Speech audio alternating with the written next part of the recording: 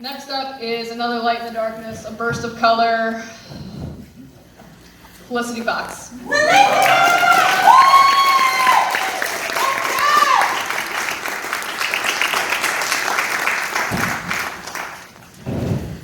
Let me tell you, when I say that these people have saved my own mental health as well, the way they all bolster each other up, and they support each other, and they love each other, I will not cry, I swear to God.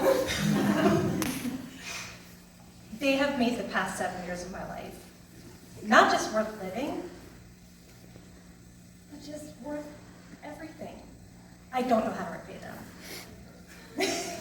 Hope you do, because I'm do it for me. My name is Felicity Fox. I'm sorry? Oh, I'm so sorry. Is that better? Yeah. Cool. My name is Felicity Fox. I'm the author of All in Our Heads. It's a story about growing up as a gifted kid who ironically struggled both educationally and socially. How that childhood led to an adulthood consumed with shame and inadequacy, and how it took carving out a place in this neurotypical world for my own unique and diverse child to show me that I, too, am enough. My partner Alden and I can't let a single year go by without some sort of medical, emotional, or psychiatric upheaval, and we were due for 2022. It's become a running joke between us, like I've been testing them with some malady or another since we've been together. If you're really going to ask me to marry you 6 months into dating, you gotta take that whole in-sickness thing to heart. Year 1, accompany your girlfriend to the hospital to correct a perianal abscess. It's gross, but you're madly in love with her anyway. Listen to her giggle under the influence of general anesthesia about how her doctor has seen her butt at least as many times as you have.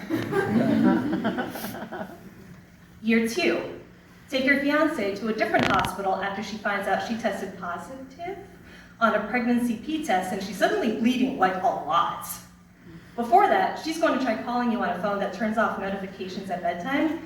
Then she'll drive all the way from Baltimore to Northern Virginia to knock on your window at 2 a.m. because you put a ring on her finger, but forgot to put one in her pocket.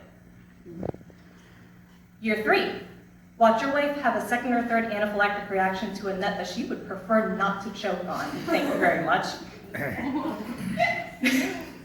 This time, a cashew. Hearing from the attending physician that the next nutting, a very uncomfortable term for the physician here, will unequivocally warrant a trip to the ER. At least you're feeling more comfortable in hospital waiting rooms. Year 4, help your wife realize that she, like her son, has crippling ADHD and convince her that yes, evaluation would be a good idea and damn it, she deserves better than living with it.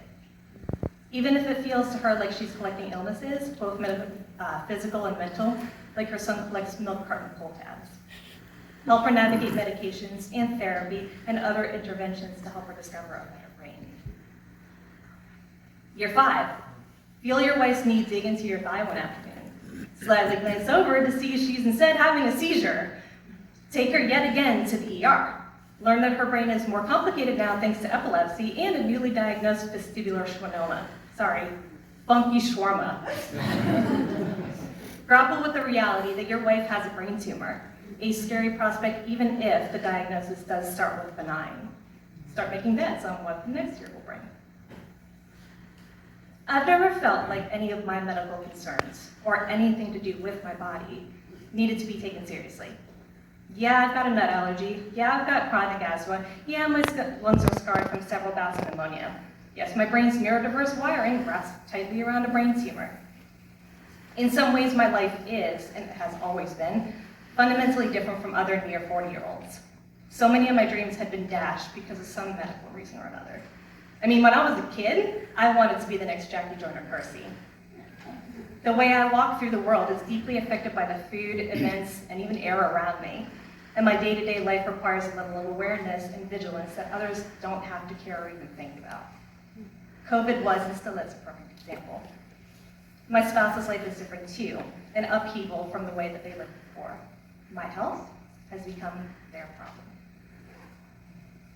In other ways, I'm privileged beyond compare and wish others could be too. I have a stable home, the means to buy food that take my health into account, the luxury of not having to worry much about financial repercussions of stepping into the ER, the American insurance industry notwithstanding. There are accommodations and medications available to treat pretty much everything wrong with my body and mind. It's just the merging of all these medical concerns that turns something that may not be serious for others into something potentially deadly. Still, mergers aside, I'm lucky.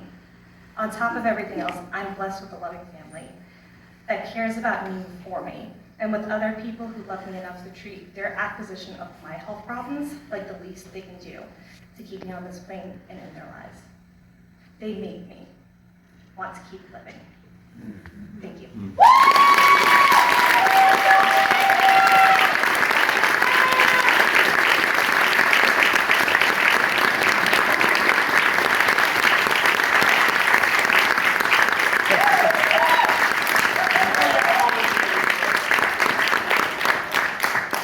I didn't cry. Yay!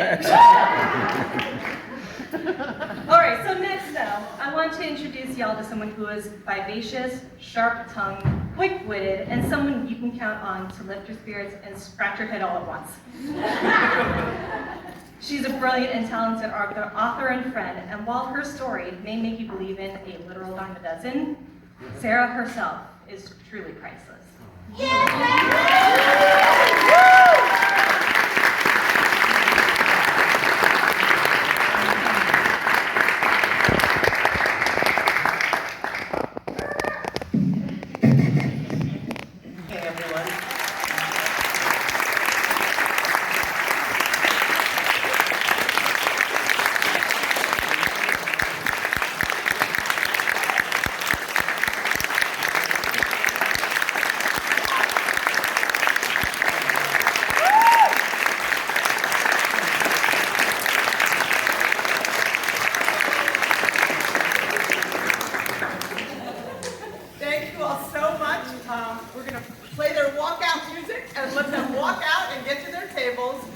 There's going to be an extended remix of the Thesis Journey slideshow, if any of you want to stick around here for a minute, and then join us next door for food and whatever wine is left. And thank you again. Yay!